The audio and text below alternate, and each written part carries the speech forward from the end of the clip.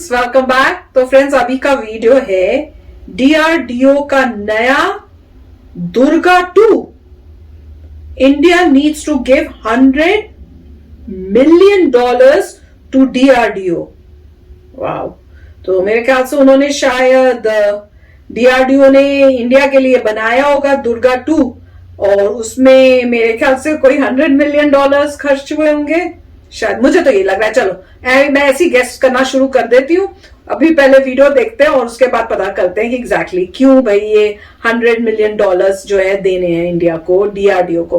पर मैं ये सोच रही हूँ डीआरडीओ इंडिया का ही है, तो फिर देने का क्या मतलब है? मतलब है कि जो बजट, डिफेंस बजट में से कुछ ना कुछ जाएगा उनको। चलो तो फिर शुरू करते हैं आज का वीडियो। पर वीडियो शुरू करने से पहले अगर आप चैनल पर नए हो और आपने अभी तक सब्सक्राइब नहीं किया है तो जल्दी से पहले सब्सक्राइब के बटन और बेल आइकन को क्लिक कर लो, ताकि आपको हमारे सारे न्यू वीडियोस के नोटिफिकेशन मिल जाएं जैसे हम अपलोड करें। अगर आपको वीडियो पसंद आता है please like and share. And yes friends, हमारा दूसरा चैनल, ट्विटर, इंस्टाग्राम अकाउंट, सबके डिटेल्स हैं डिस्क्रिप्शन बॉक्स में, तो उनको भी सब्सक्राइब और फॉलो कर लेना।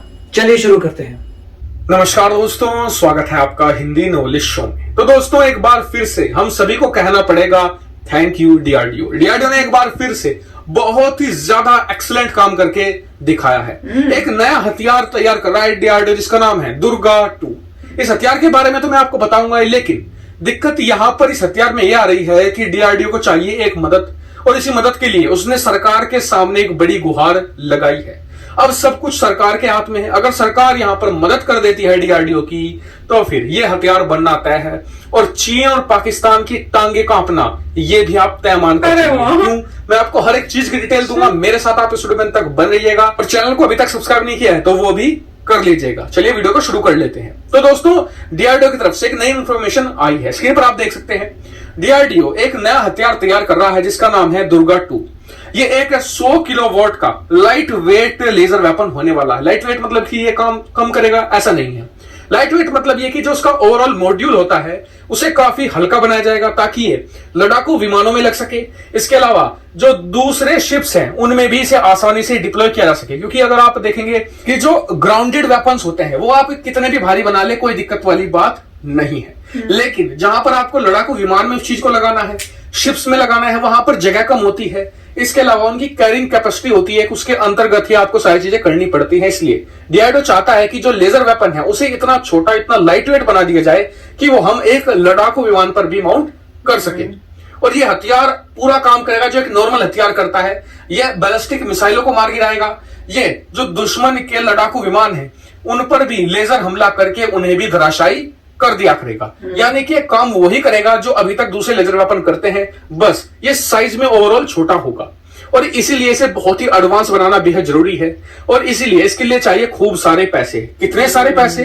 करीबन $100 मिलियन। और इसीलिए डीआरडीओ गई है सरकार के पास मदद के लिए। मदद इसलिए कि उन्हें चाहिए $100 मिलियन इस हथियार को बनाने के लिए, और उसके पास इतने फंड नहीं है, क्योंकि आप जानते हैं कि डीआरडीओ ऑलरेडी बहुत सारे अलग अलग प्रोजेक्ट में काम कर रहा है। तो ऐसे में ये बहुत ही एडवांस और बहुत ही एक्सपेंसिव वेपन होगा। इसमें वो खुद से पैसे इन्वेस्ट नहीं कर सकती, उसे सरकार से मदद चाहिए ही चाहिए। तो इसलिए उसने कहा है सरकार को कि आप हमें $100 मिलियन दे दीजिए, हम इस हथियार को बनाने के लिए पूरी तरीके से रेडी हैं। हमारे पास ऐसे सक्षम वैज्ञानिक हैं, ऐसे सक्षम लोग हैं जो इस तरह के वेपन को बहुत ही इजीली डेवलप कर सकते हैं। तो आप पूछेंगे कि क्या सरकार यहां पर मदद कर देगी? तो देखिए, इस साल होना तो बहुत मुश्किल है, अगले साल के बजट में इसको अलॉट किया जा सकता है। कारण यह है कि सरकार के पास भी फंड नहीं है। लेकिन क्या ये हथियार बनाना इतना ज्यादा जरूरी है कि इसी साल फंड को अलोकेट किया जाए? तो जी हाँ, क्योंकि इस तरह के हथियार अभी तक अगर आप देखें तो चीन और अमेरिका जैसे देश बना रहे हैं। अगर भारत को उनसे कंपीट करना है या उन्हें बीट करना है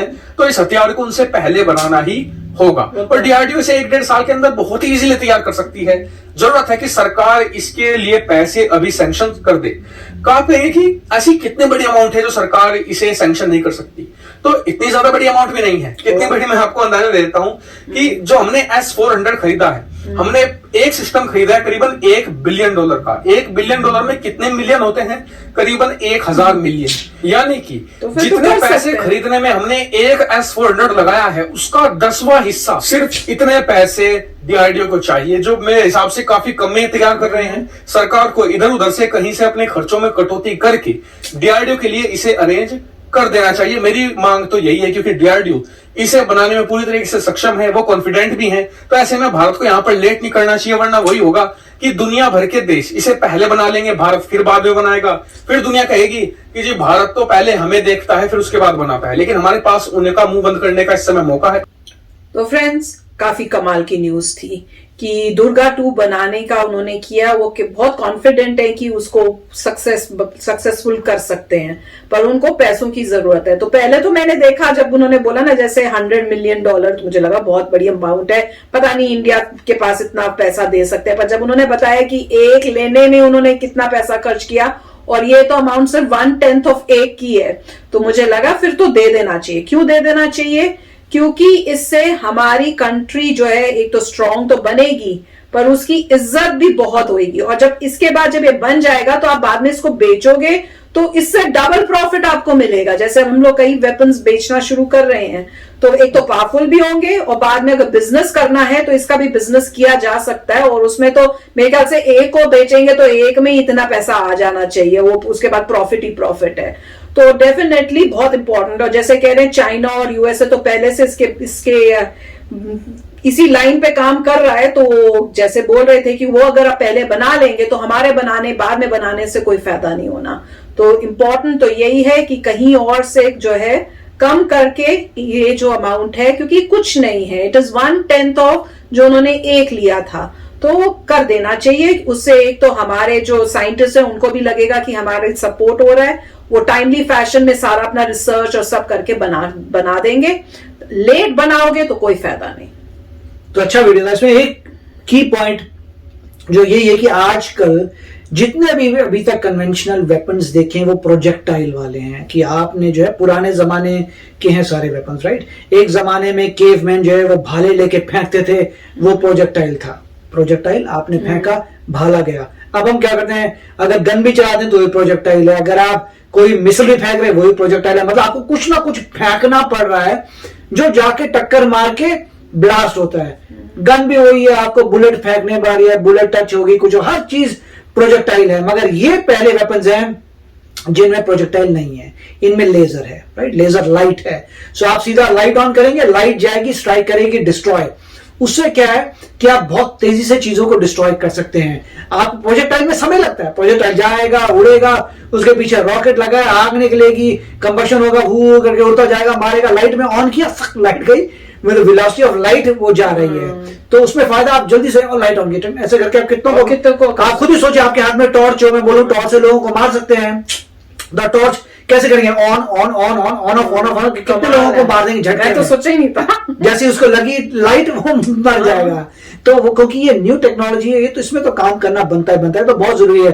क्योंकि दूसरी कंट्रीज इनके पास ये आ जाएंगी, वो क्या कर रही है कंट्रीज, वो सैटेलाइट से अपनी रेस भेज रही हैं, राइट। अब वॉरफेयर ऐसा हो गया है कि ये सब चीजों को माउंट कर लेंगे अपने सैटेलाइट में या अपने स्पेस स्टेशन पे।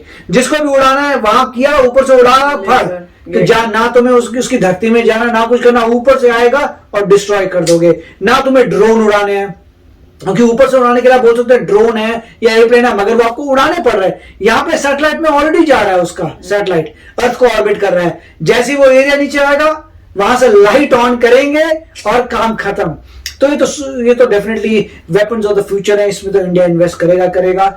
और ये कहने की बात है कि भाई इंडिया गवर्नमेंट को देना, वो एक ही बात है, डीआरडीओ भी इंडिया की गवर्नमेंट की ही है। सिर्फ ये है कि डीआरडीओ ने ये बोला है कि भैया हम ये वेपन बना रहे हैं, हमें इसके लिए फंडिंग चाहिए, और गवर्नमेंट फंडिंग डेफिनेटली देगी, क्योंकि ये वेपन ऑफ द फ्यूचर है। इससे पहले कि चाइना के बन जाए बहुत जरूरी है, क्योंकि आपको सुपीरियरिटी तभी मिलेगी अगर आपको ऐसी चीज बनाएंगे जो औरों से सुपीरियर है। जैसे यूएसए पावरफुल हुआ था एटॉमिक बॉम्ब की वजह से, जबकि पूरे वर्ल्ड में एटॉमिक बॉम्ब नहीं था, यूएसए के पास था, चुप बैठा हुआ था, सीधा उसने सरप्राइज किया था। उसी तरीके इंडिया को भी कोई ऐसे वेपन्स बनाने पड़ेंगे जो पूरे वर्ल्ड में ना हो, और सडनली वो शोकेस करे, तो फिर रेस चालू होगी, मगर इंडिया ऑलरेडी नंबर 1 होगा, उस वक्त हो जाएगा। तो काफी अच्छा वीडियो था। यस फ्रेंड्स, तो चलो फ्रेंड्स चलते हैं, मिलेंगे नेक्स्ट वीडियो में बहुत ही जल्द। Till then take care and bye bye. तो अगर आप मेरे इस चैनल पे नए हो तो जल्दी से सब्सक्राइब के बटन को हिट करो और बेल आइकन को क्लिक करो, ताकि आपको मेरा जब नया वीडियो मैं लगाऊं आपको उसके बारे में जल्दी से पता चल जाए।